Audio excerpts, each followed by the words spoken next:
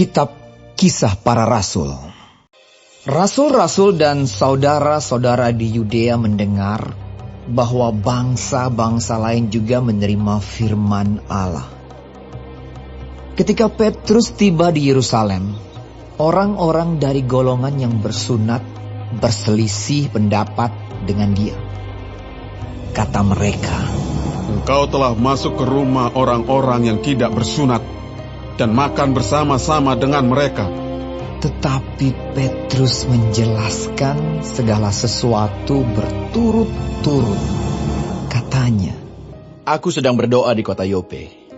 Tiba-tiba rohku diliputi kuasa ilahi dan aku melihat suatu penglihatan. Suatu benda berbentuk kain lebar yang bergantung pada keempat sudutnya, diturunkan dari langit sampai di depanku.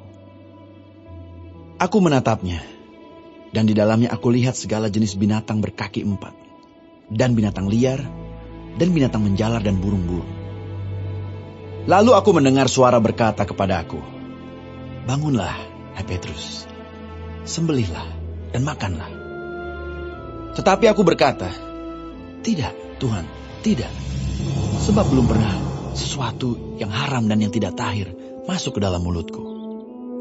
Akan tetapi untuk kedua kalinya suara dari sorga berkata kepadaku, 'Apa yang dinyatakan halal oleh Allah, tidak boleh engkau nyatakan haram.' Hal itu terjadi sampai 3 kali, lalu semuanya ditarik kembali ke langit. Dan seketika itu juga, 3 orang berdiri di depan rumah di mana kami menumpang. Mereka diutus kepadaku dari Kaisarea. Lalu kata Roh kepadaku, 'Pergi bersama mereka dengan tidak bimbang.' Dan 6 saudara ini menyertai aku. Kami masuk ke dalam rumah orang itu, dan ia menceritakan kepada kami bagaimana ia melihat seorang malaikat berdiri di dalam rumahnya dan berkata kepadanya, 'Suruhlah orang ke Yope untuk menjemput Simon yang disebut Petrus.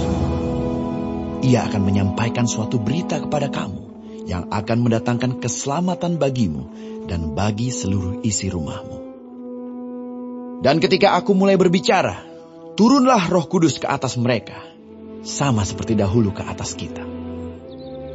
Maka teringatlah aku akan perkataan Tuhan. Yohanes membaptis dengan air, tetapi kamu akan dibaptis dengan Roh Kudus. Jadi jika Allah memberikan karunia-Nya kepada mereka, sama seperti kepada kita pada waktu kita mulai percaya kepada Yesus Kristus, bagaimanakah mungkin aku mencegah dia?"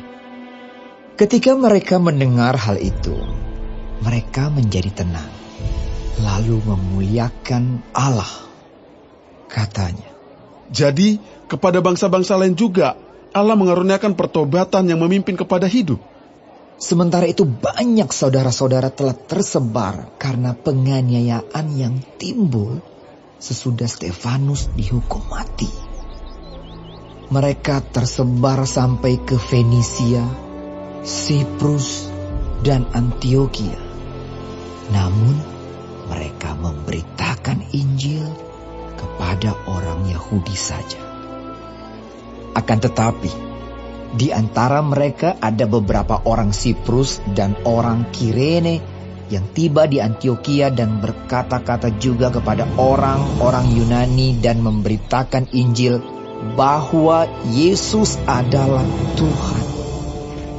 Dan tangan Tuhan menyertai mereka, dan sejumlah besar orang menjadi percaya dan berbalik kepada Tuhan.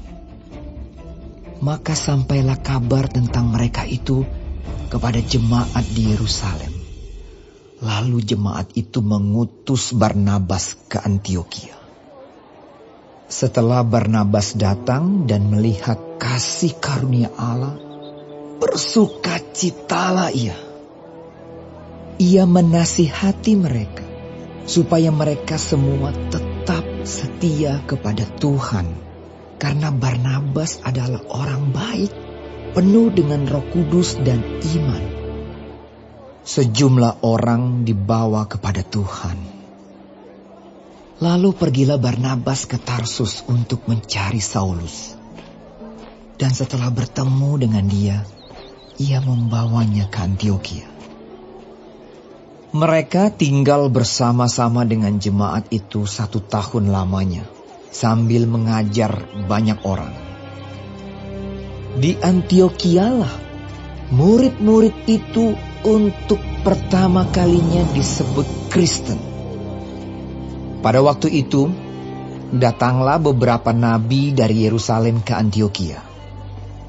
Seorang dari mereka yang bernama Agabus bangkit dan oleh kuasa Roh yang mengatakan bahwa seluruh dunia akan ditimpa bahaya kelaparan yang besar.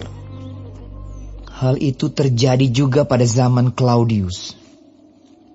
Lalu murid-murid memutuskan untuk mengumpulkan suatu sumbangan sesuai dengan kemampuan mereka masing-masing dan mengirimkannya kepada saudara-saudara yang diam di Yudea. Hal itu mereka lakukan juga, dan mereka mengirimkannya kepada penatua-penatua dengan perantaraan Barnabas dan Saulus.